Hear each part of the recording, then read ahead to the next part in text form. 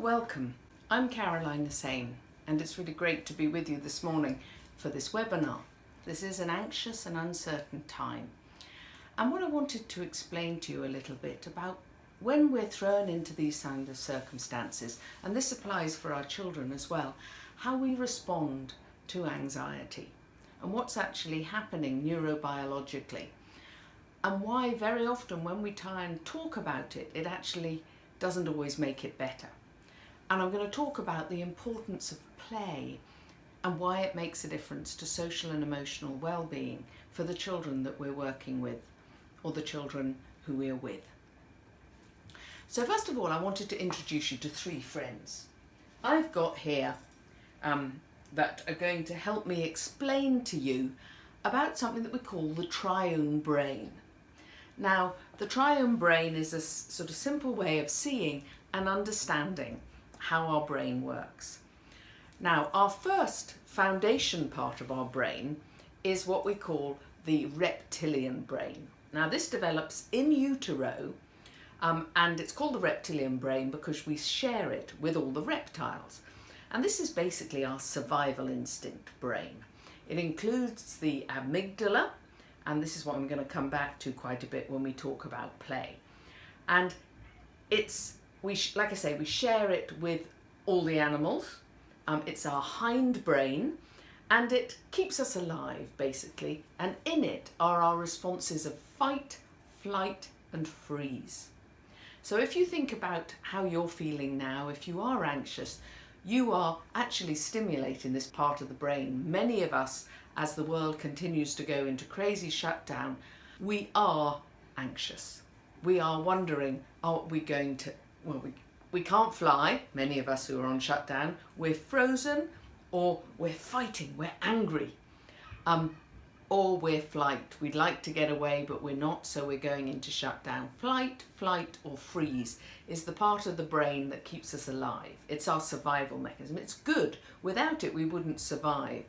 But when we're talking about trauma and anxiety that goes on and on and on, where you don't feel control, this part of the brain is often being flooded. It's the first bit of our brain that develops, and we all have it. Now, after that, the second part of our brain that develops is our limbic system. And this is what we call the mammalian brain. And this is our emotional part of the brain.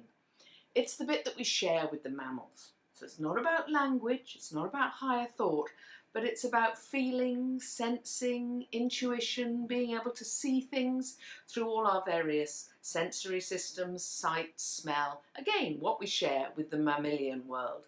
And one of the things we know about mammals is that they look after their young. It's our nurturing part of the brain. But it's not about language, and it's not about higher thought and rational thoughts. That is what comes through our neocortex, our frontal lobe. This is what makes us human. This is our rational, language-based part of the brain. And when we're talking about the neurobiology of play, when we're talking about the neurobiology of anxiety, and why I wanted to share this with you, is that if we understand how our brain works, we're going to understand a little bit more of why play and creativity, that I'm going to be talking about in a minute, is so important.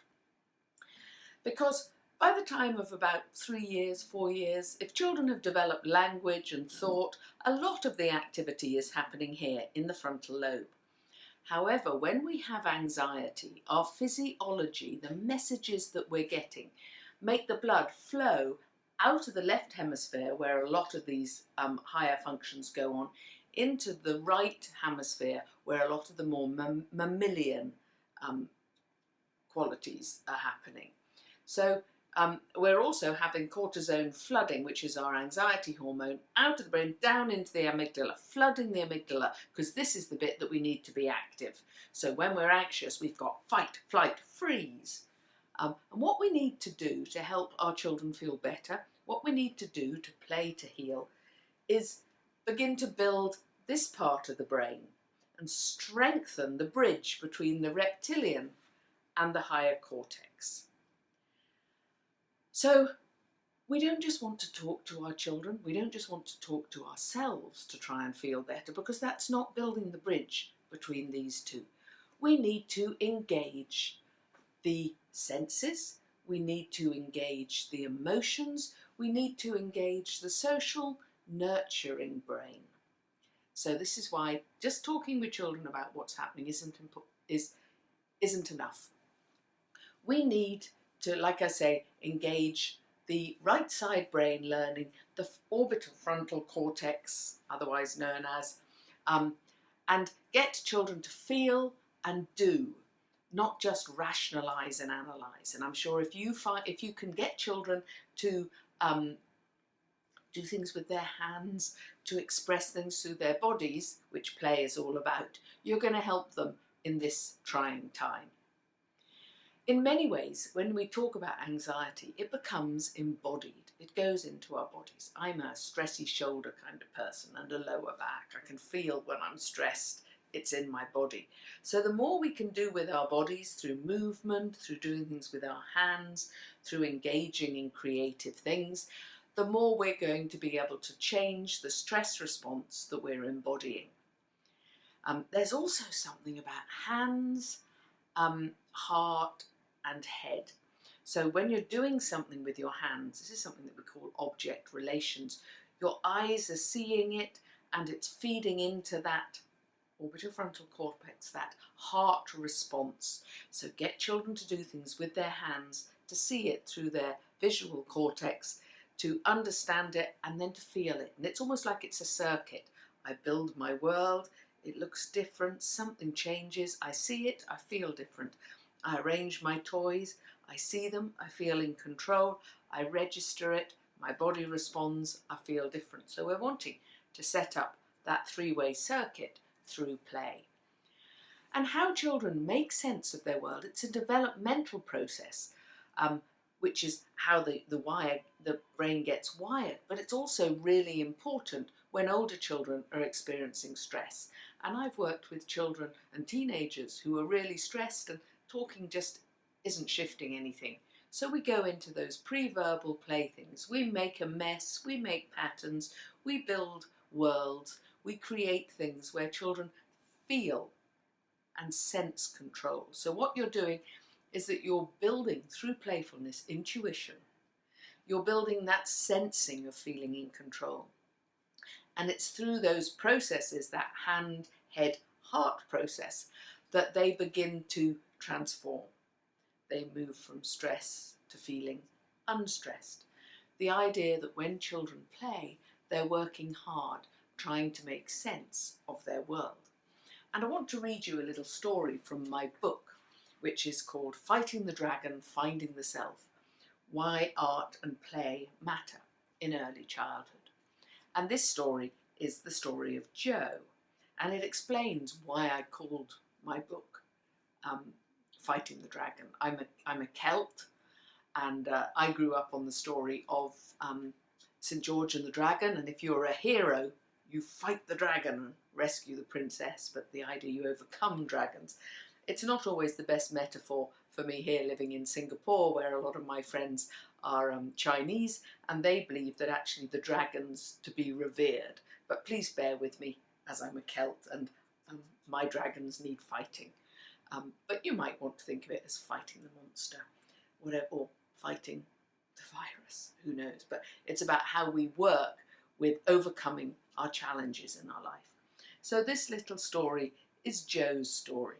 Joe is a 4-year-old little boy who comes home from preschool having not had a good day.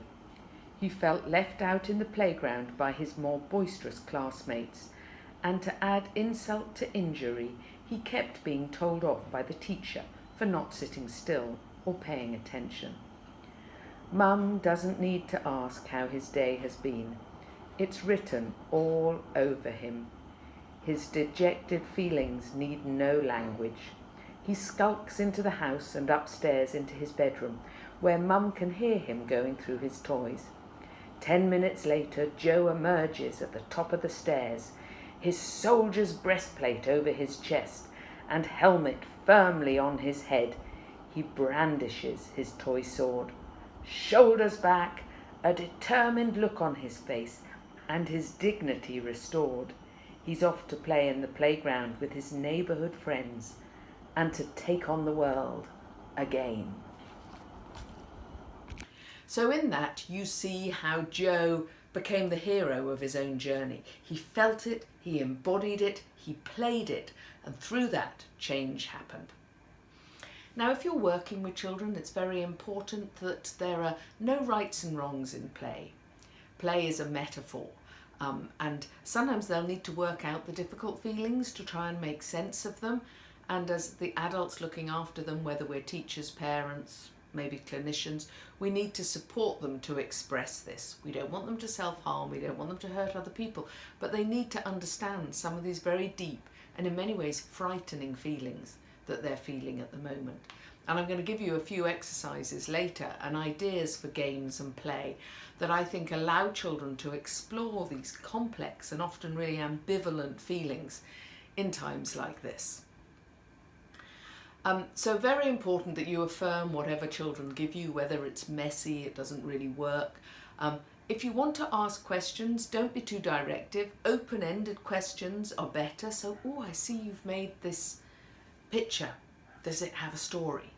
Not, oh, are you being upset by the fact that we can't go out? Don't direct where it might be. Invite children sharing. This is really going to help build social and emotional skills. It's going to validate their feelings. It's going to help them become reflective and see that they can understand their own emotional world. Very important as well that we don't direct children's play. And I'm just going to read you one other story here, which is about Geeta Story, just to caution us about directing children's play. The kind of play I'm talking about that children need at the moment, they need to be the directors of and the designers of. There's so much feeling out of control at the moment and we have no control over our world that it's so important that we give children a sense of control. And what better way, particularly if you're stuck indoors or on lockdown at the moment, than doing it through play. Playful children are happier children.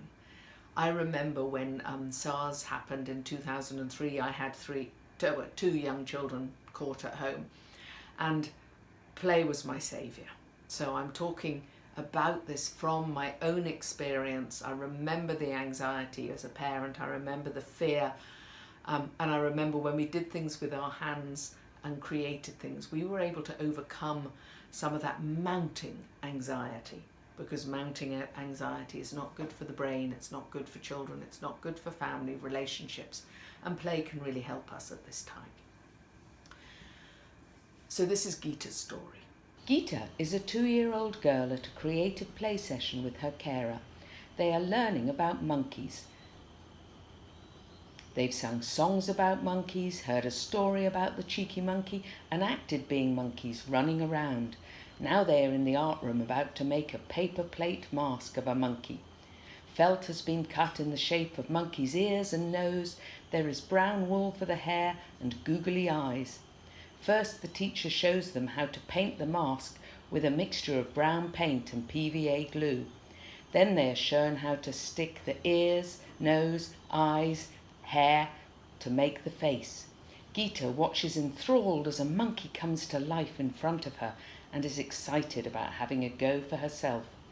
When she's handed her plate, she starts to paint it with the brown mixture, then reaches for the felt ears and nose. She's ready to make her own creation. Her carer stops her and points out that she's not painted all over the paper plate.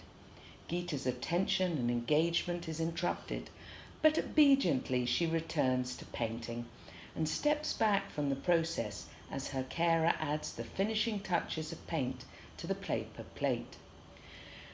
The painting does not reflect the ability or passion of a 2-year-old, but more the expectations of an adult. Undeterred, Geeta starts to stick on the ears, nose, eyes and hair all over the monkey. It ends up with 3 ears on the right, a row of googly eyes that wobble in the centre of the plate. Geeta enjoys the effect of sticking and lining up the eyes and sprinkles the wool on top of the eyes, smiling to herself and thinking about monkeys. Her carer leans over her. No, no, Geeta, The monkey only has 2 ears, one on each side of the head, and only 2 eyes. Look, this is how it should be done. Her carer peels everything off the mask and realigns them in the same way as the teacher. Geeta withdraws.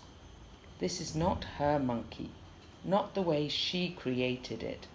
Her connection with her mask has gone, and she is left sensing that somehow, in a way she can't quite understand, she got it wrong. The feeling that Geeta was left with was a sense of anxiety and failure, subtle but very much there. If children are to learn self-control, they need to feel that control for themselves.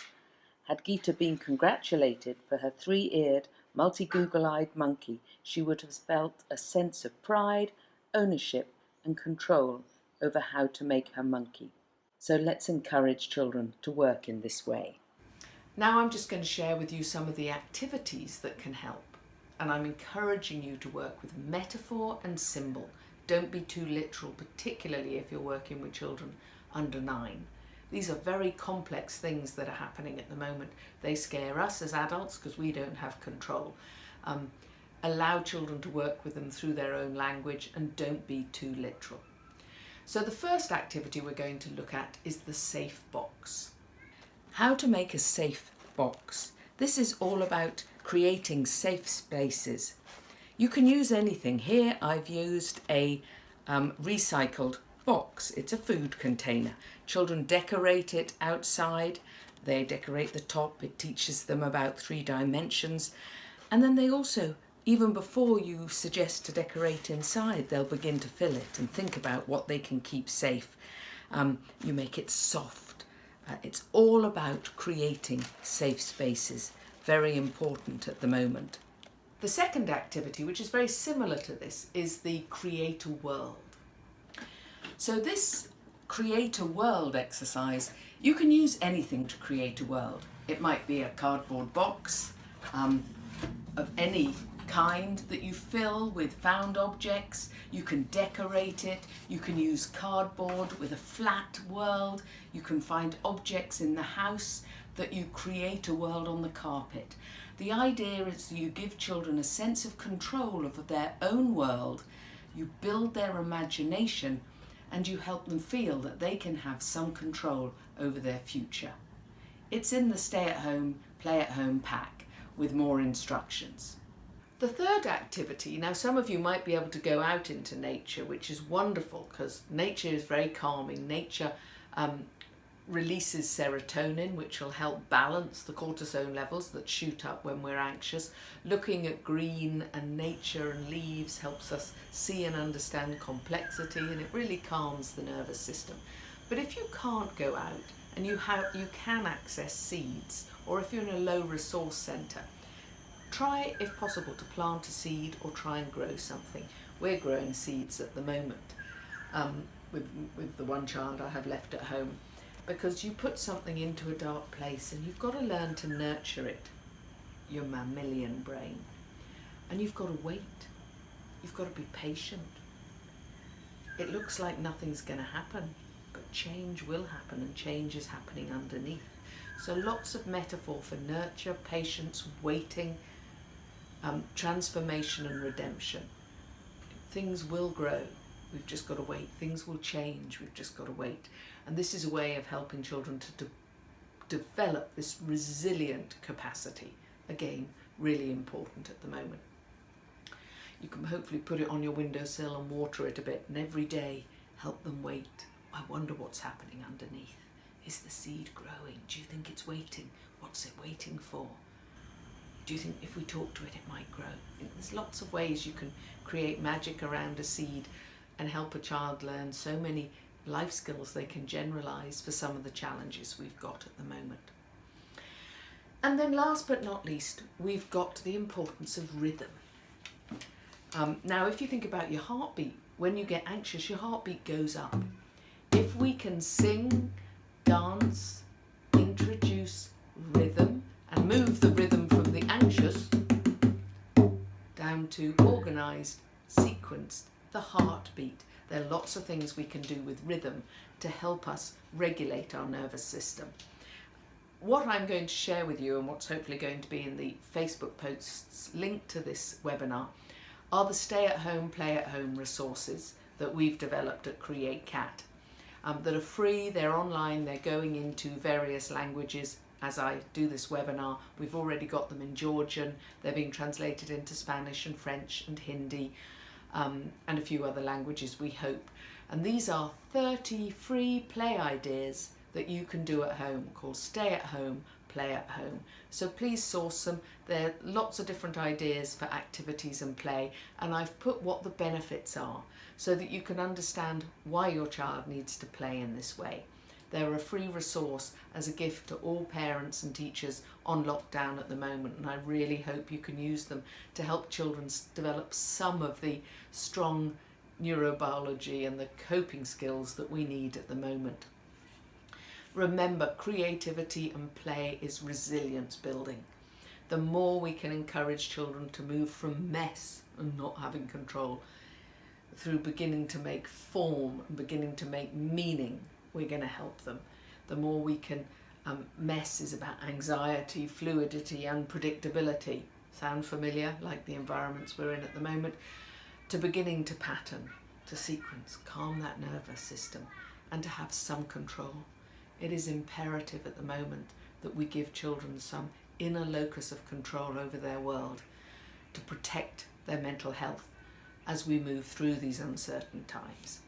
Please feel free, if things that I've shared have inspired you, to get in contact. You can contact me or some of my colleagues through Create Cat, www.createcat.com or www.developmentalplay.com. We have an online academy where we do courses, we have lots of podcasts and free resources about the power of play. And I really, really hope that this short webinar has inspired you to think about how can you play more with the children you're working with, to keep them resilient, to keep them feeling some element of control.